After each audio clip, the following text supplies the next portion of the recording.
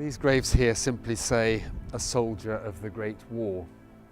Others around me here in this war cemetery in Belgium have names, and they tell us that there are people here from many, many different nationalities.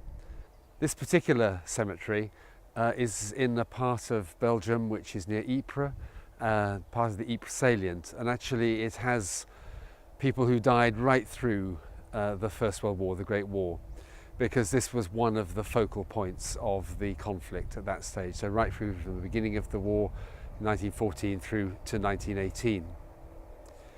And of course these war cemeteries like this one, immaculately kept by the Commonwealth War Graves Commission, are poignant reminders of those events as we come to mark the centenary of the armistice, of the ending of the First World War.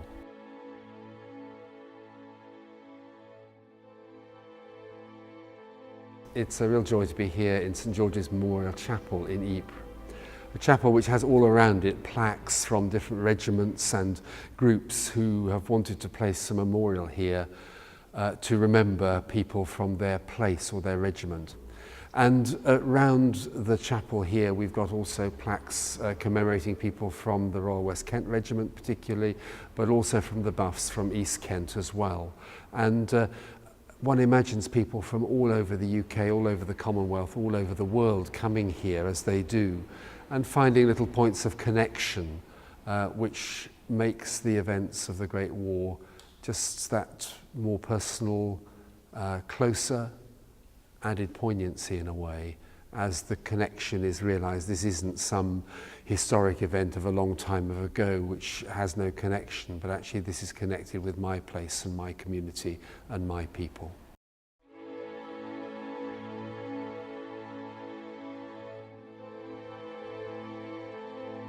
This is the Menin Gate, the iconic Great War Memorial. And you might think that it should be, like many of the war grave cemeteries, a place of quiet and reflection and contemplation, but actually it's busy and it's noisy. There's traffic going through, there are parties of visitors, there are school kids making a noise and all the rest of it. And that may seem slightly strange, but actually it reminds us that this is about the reality of life. This is about the messiness of life and the noisiness of life. War was noisy. What's remarkable about the Menin Gate is that it records the names of 54,395 people whose names are known, but their whereabouts, where they are buried, is not known. Their bodies have not been found. It's remarkable because among these thousands of names are those from all over the United Kingdom, from the Commonwealth, and two remarkable panels from the Indian subcontinent with names of people in the various regiments from there. And they are Hindus, they are Sikhs, they are Muslims, alongside Christians who gave their lives in the Great War. Because even though we're now 100 years away as we mark this centenary from the events which are commemorated here, we need to continue to learn the lessons.